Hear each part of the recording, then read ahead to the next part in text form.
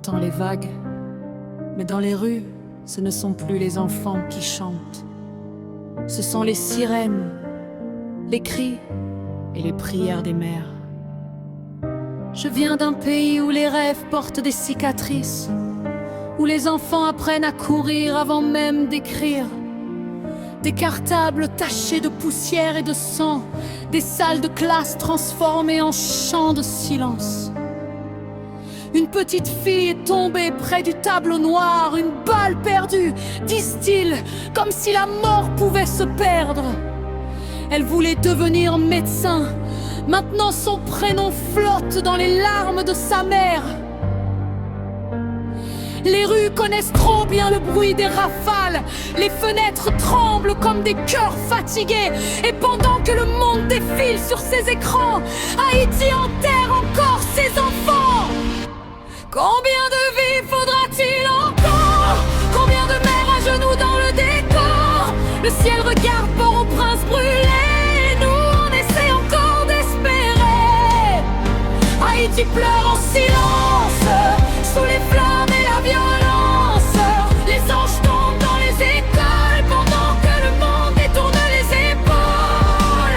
Artibonite saigne encore, des familles vivent avec leurs morts. On veut la paix, juste respirer sans entendre les armes parler. Les gangs ont volé les routes et les matins. Ils kidnappent même l'avenir entre leurs mains.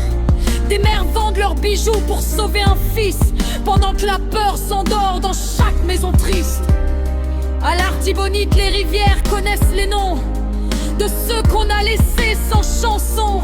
Des villages entiers vivent sans sommeil, comme si la lune elle-même avait peur du réveil. Et les jeunes rêvent de partir loin, parce qu'ici survivre devient un destin. Mais malgré les ruines et les nuits sans lumière, le peuple haïtien avance encore avec la poussière. On n'a plus besoin de promesses, on veut des jours sans détresse, que les enfants puissent apprendre en paix, sans entendre la mort frapper. Haïti pleure en silence, sous les flammes et la violence.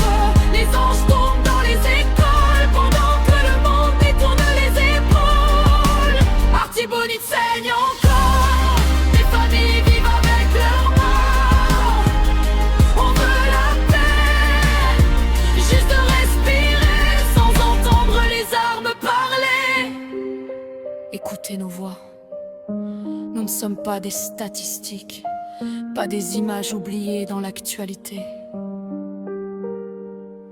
Chaque mère qui pleure ici pourrait être la vôtre. Chaque enfant tombé sous les balles aurait pu changer le monde. Haïti ne demande pas la pitié,